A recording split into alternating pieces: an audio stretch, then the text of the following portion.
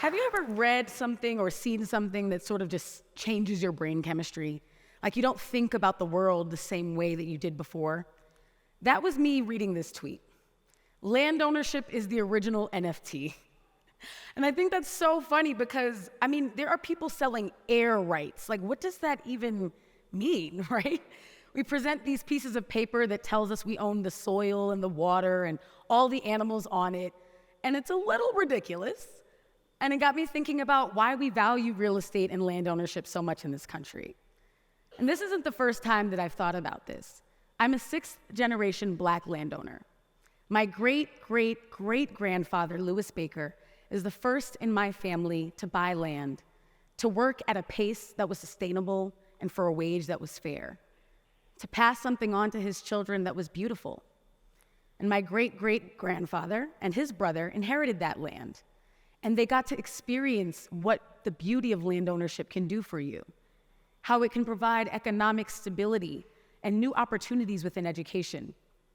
My great-great-uncle decided that this isn't an experience that a short and select few amount of people should have. He deeded some of the land he had inherited from his father for the creation of the first school for Black children in the county. And then my great-grandfather inherited some more of that land, and he operated a 600-acre farm alongside his wife and 17 children. Yes, 17. And he provided each of those 17 children something that the federal government didn't even seem able to provide at the time: dignity and joy and safety in the midst of the Jim Crow South. You see, in the midst of North Carolina, my grandfather had a childhood where he could run around open fields free, laughing loudly, with no one telling him to keep his head down, keep his voice down, step out of the way. He inherited a birthright of joy, and that freedom was really tangible through the land. I'm a sixth-generation Black landowner in a country where less than 1% of farmland is owned by Black Americans, which is really ironic considering that we were forced to work this land at one point. My family has had hundreds of acres of land snatched from under us over the last several decades, and we've held on tight to what's left. It's been the site of weddings and funerals, family reunions and holidays. We're a unicorn of sorts to be some of that less than 1%, and it shouldn't be that way. It wasn't always that way. I wrote a book called Rooted to tell this story, stories of Black land ownership and Indigenous land ownership and our collective resilience.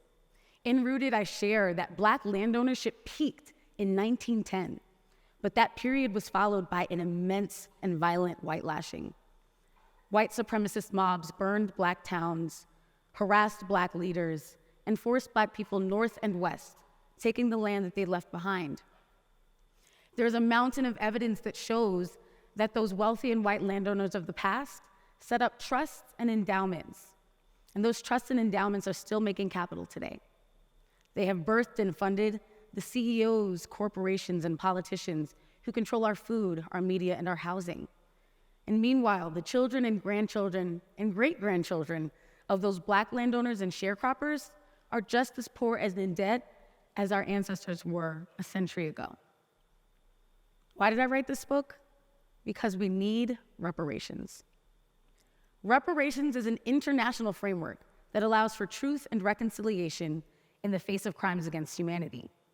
Countries like Germany, South Africa, and Rwanda have all engaged in these processes, albeit imperfect, but those processes have resulted in monuments and museums for victims, direct restitution for survivors and their descendants dealing with compounded harm, and policy to make sure that it doesn't happen again.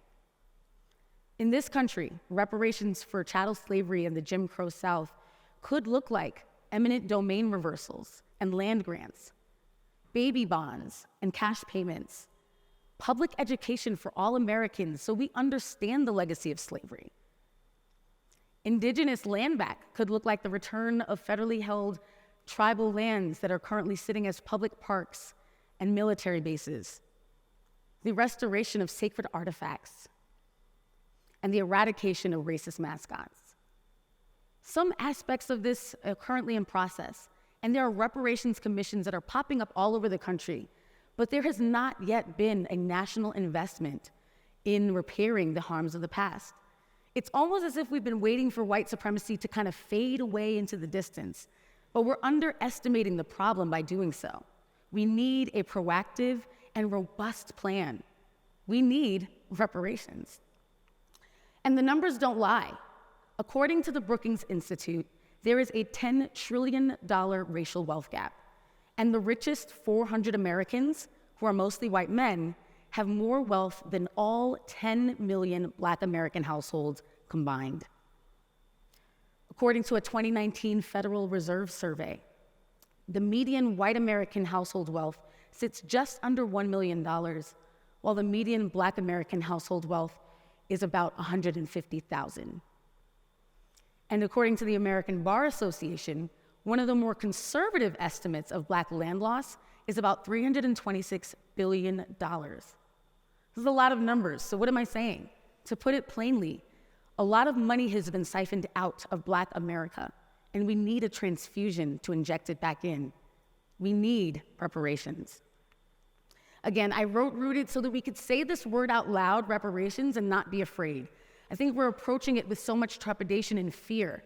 And there are some who believe that there is a statute of limitations on addressing the legacy of slavery. I beg to differ. I mean, who doesn't want to be the generation that gets things right? To be in the history books as the ones who actually address systemic racism head on. We can do this. So instead of being afraid of the word reparations, we can walk boldly towards it, acknowledging that on the other side is a true post-racial America and a true equitable society. So I want to say this one more time, and I'm hoping that y'all can say this with me, like you mean it, not with fear, and like you know that we can actually achieve a more equitable society than the one we have now. Are y'all ready? We need reparations. Thank you.